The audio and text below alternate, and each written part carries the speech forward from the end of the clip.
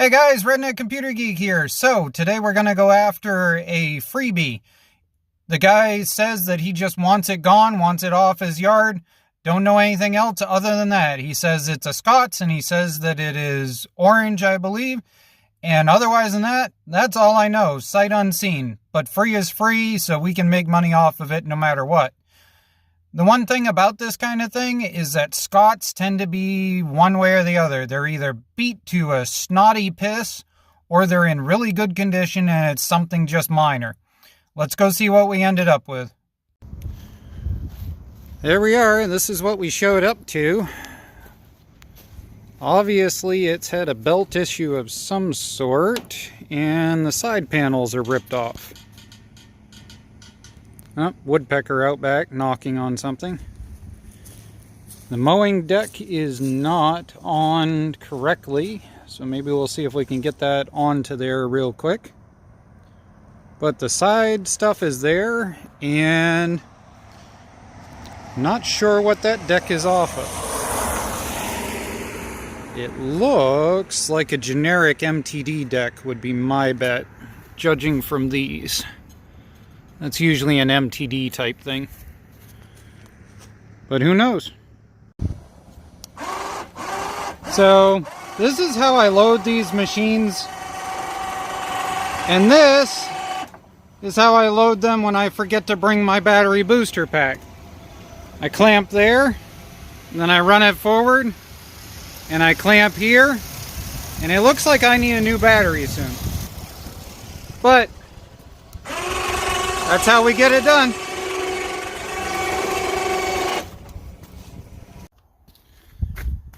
Normally right now is the part in this video where I do some like flying off the back end of the truck and just barely stop the tractor, except for this was sitting on the deck when I went to move the tractor. This is the steering gear. This is not connected to anything. So we're going to do it really slow, just backing it off with the winch. Sorry guys, no Evel Knievel here. Alright, before we get too much further on this, I get a lot of people asking me if seeing deck belts and drive belts ripped off is a bad thing. And what I always tell them is it depends on why it came off. If the belt looks good, then yes, that's a bad thing. It's probably either a blown rear or it's a blown engine. But if that belt sitting there is torn up, mangled, has chunks out of it, and is worn, then most likely what happened is the engine is running fine, the transmission is fine, but on these, it is a right royal pain to change the drive belt, and they gave up. That's what I'm going to bet is wrong with this machine. This machine here has a couple of interesting things going on with it. First of all, if we pop this open, you guys should have figured out what this engine is already, but here we go. It's a Briggs 15. Scots exclusive, which basically means they stuffed a valve cover on it that's awkwardly shaped. These valve covers are actually the same valve cover you'll find on a Simplicity. The big giant orange ones are the same kind of year and vintage, and yeah, that basically is all it is this here is extra to make it look as if it's something, when really it's not. You can swap a regular cover right on there. So, we've got a Murray gas tank sitting here. Our drivetrain and everything is all Murray. These come with upgraded cast iron front ends. If you're looking for an upgrade for your Murray GT or your regular Murray, this would be what you want. The other thing is, these also have Heim joints rather than a regular push-through mount with a cotter pin or whatever. The next thing about these is that if you're looking at it, you really should have a sticker right here that should tell you the model number. But when John Deere took over this particular series, they basically simplified it to Scots S, the engine size, the deck size. So as long as you got all that together, you should be able to find some information on this.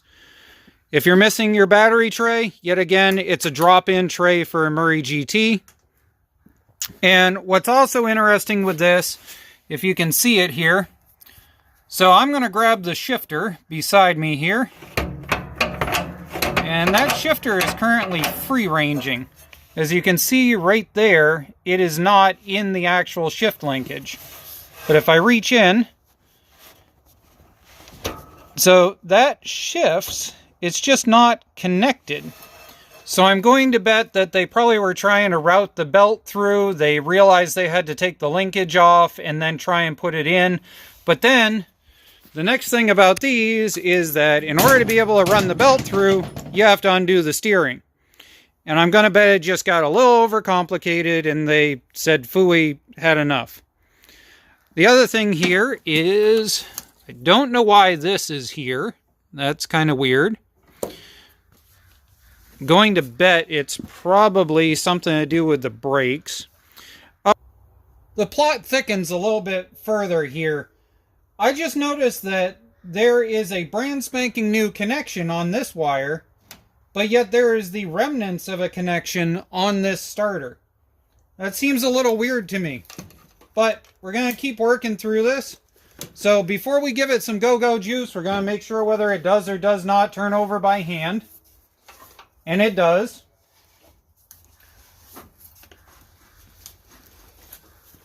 Yeah, those valves need adjustment. I checked the gas can, and the gas tank does seem to have some decently fresh gas in it. So I guess we'll give it some love.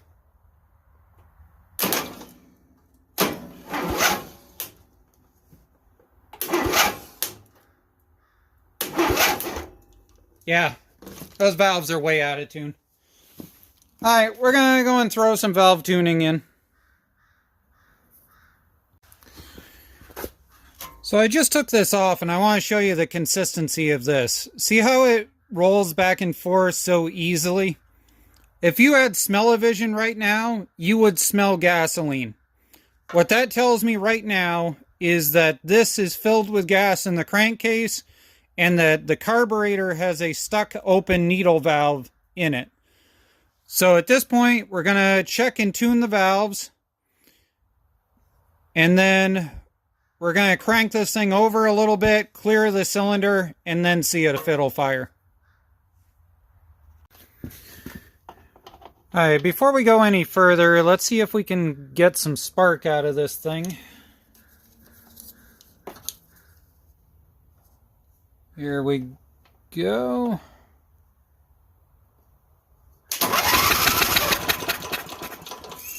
Oh yeah, that is definitely filled with some caca.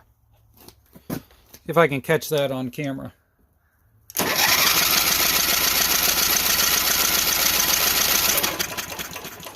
Alright, we got good spark. We got all the caca kicked out of it.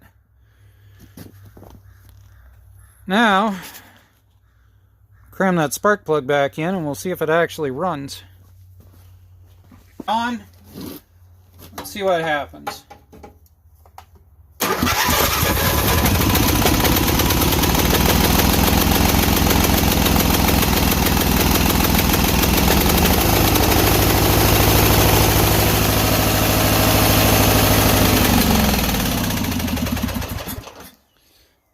That was the machine running off all the gas that was in the oil.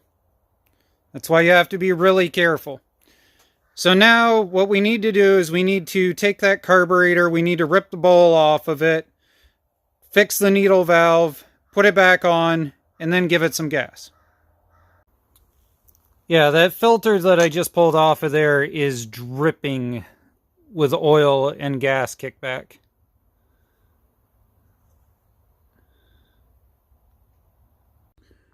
Alright, so somebody already did the solenoid mod to this one. They just took a pair of clippers and they snipped it off, so this bugger no longer matters. So let's see what the rest of this looks like, shall we? Or not?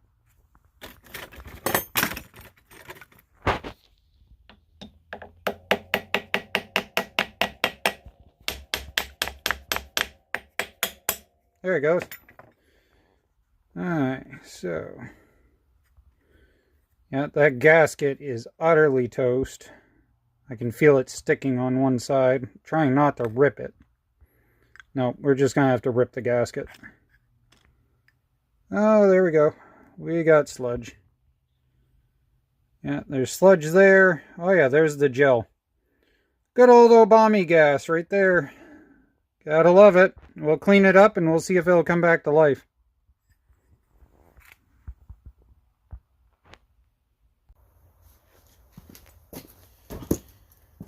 Hi, rat nest video time. Psych! This is what I was telling you about earlier, that this is the actual engine shroud. The other one's just for looks. But there we go. So the question is, did the wire survive?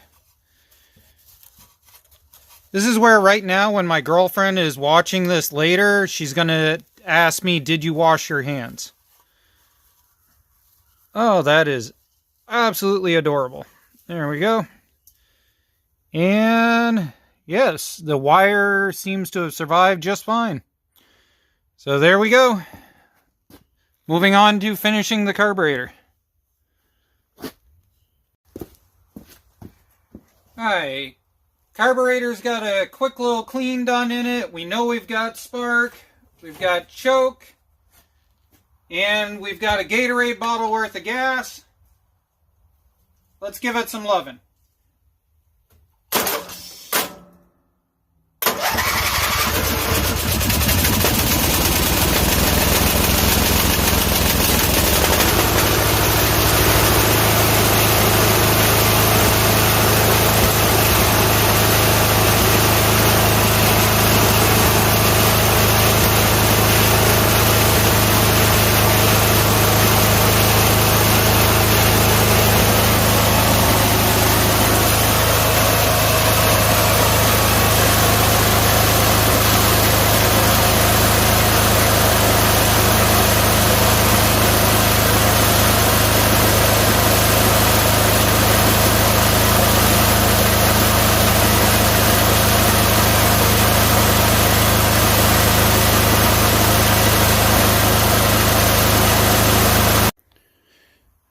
Welcome to the fun of a Briggs & Stratton that probably has a blown head gasket.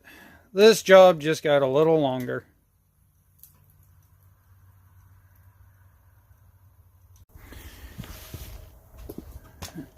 Aye, so by the powers invested in me by Ooga Dooga, I present to you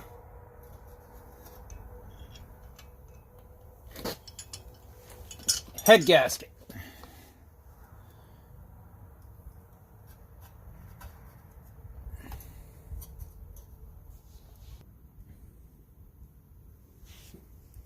Man, look at that. That is just utterly destroyed and warped by the gasoline. Oh, right there. It is all icky. See, the gas has utterly destroyed the inside of that. It's all just crumbling, falling apart all over the place.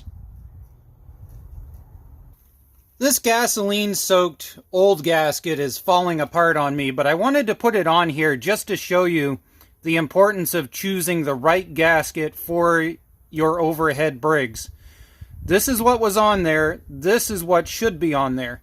You can see the major thickness difference all the way around. So I'll make sure to include a link to the appropriate gasket so that you can see. But if I pull this off of here, you're going to see there's that curve. And then if I put the one that was on there, which is the wrong one, you can see it doesn't match and fill it in. Now granted, this probably would have worked fine had the carburetor been maintained and it hadn't spilled all kinds of gas in and destroyed it. But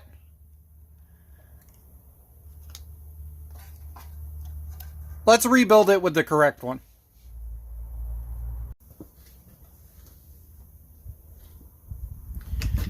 Alright, so we've got a fresh quart of oil in it. The stuff that came out was about the consistency of apple juice. Got a brand new head gasket in it. I'm going to set some choke. Gas tank has not gone down any, so the carb seems to be holding. And let's see if we can give it some love.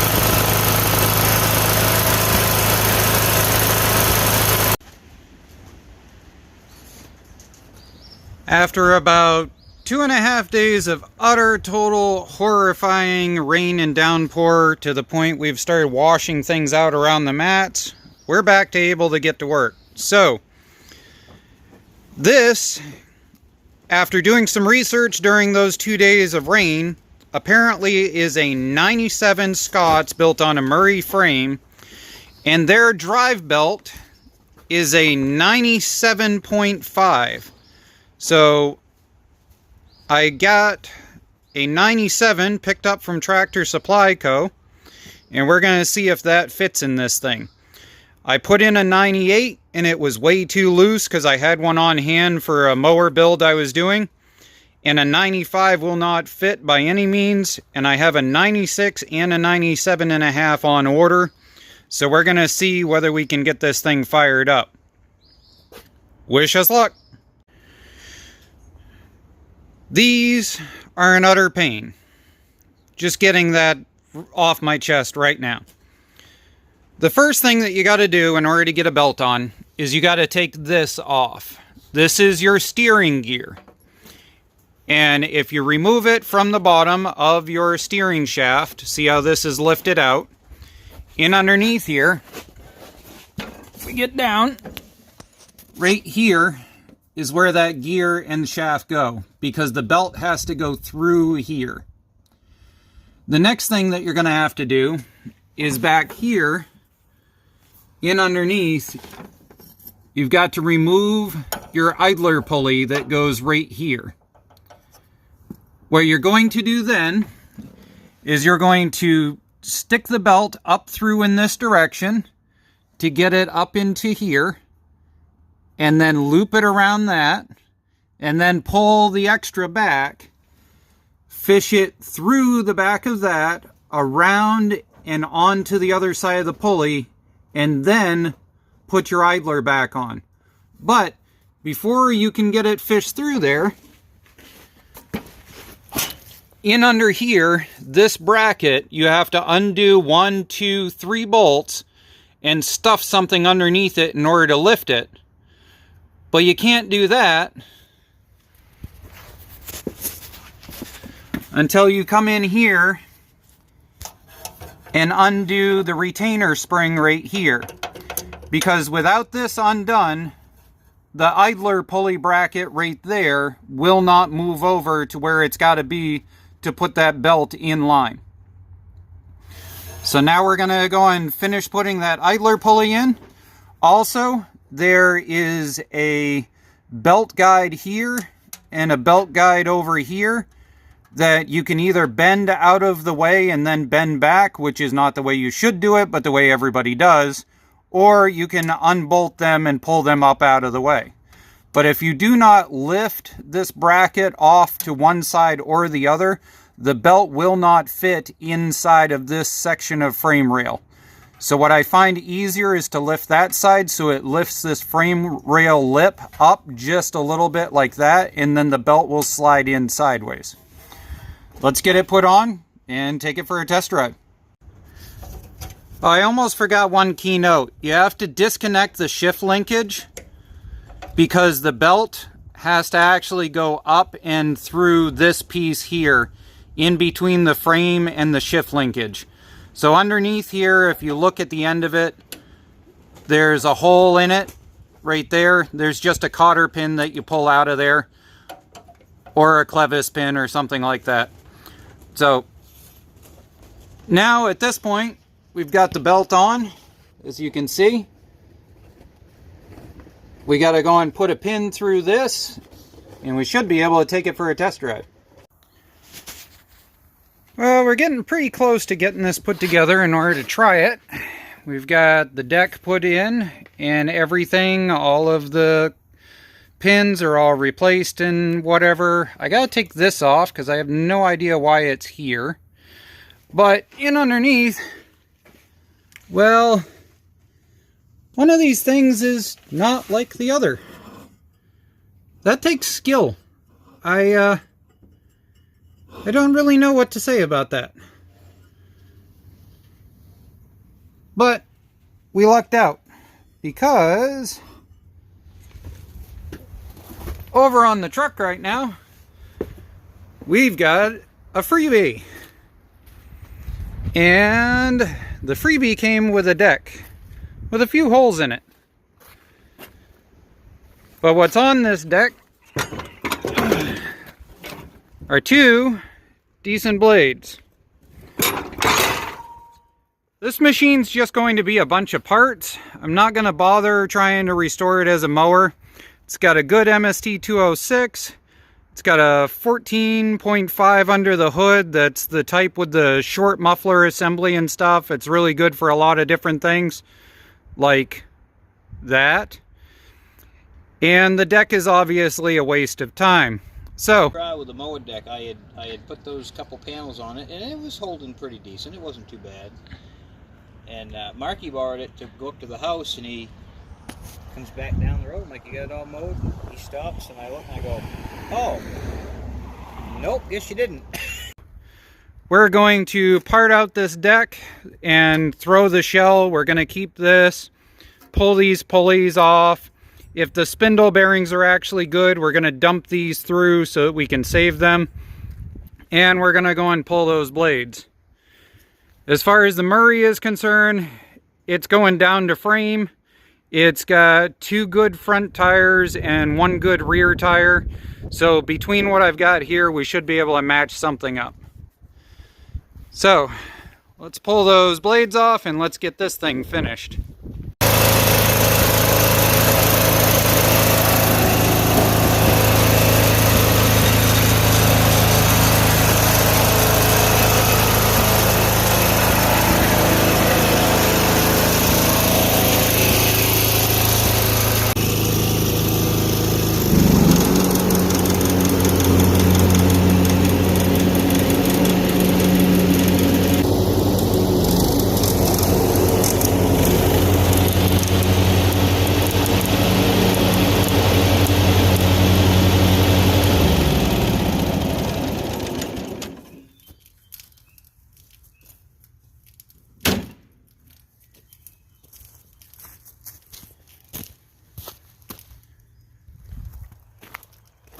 So, what did we end up with? Well, the long story short is we basically ended up with about a $400 machine in the market up here. Now, it's polished up, except for it has a couple of little things that I just can't sell it in good favor at the $400 to $500 I normally would. And the reason being is because it's got the classic Murray point where it's got rust holes going through this whole section right here. This right here is pot marked with rust, and so is the other side. The deck, without being rebuilt, re-cleaned, and refinished, is probably going to rot out in about 1 year to 2 years of use. Also, 1, 2, 3, 4, all 4 tires have tubes in them. And that always makes me squeamish because tubes roll, they do stupid things, and oftentimes people, let me show you the other one, people overinflate the snot out of them and wear them incorrectly, which causes driving problems and things like that. This machine's been through the ringer. I also ended up discovering in the back of it that this transmission mount was actually fractured in half and was almost off. So all said and done, I've got about 3 days at probably about 10 hours total into it. It ended up costing me a drive belt, and everything else came off of either free junker stuff. The blades came off of a free junker. The front bar came off of a free junker. The battery that is in it came out of a freebie from about a month ago. So grand total, gas, a $20 bill, 10 hours of labor. I'll put it up for about 4. The real reality is, if somebody wants, they could probably talk me down to about 3. There we go. That's tractor hunting for you. We've got a lot more machines coming up. It has been non-stop. My messenger has been going off non-stop. We've got plenty for you guys to watch coming to you. Have fun. Stay tuned.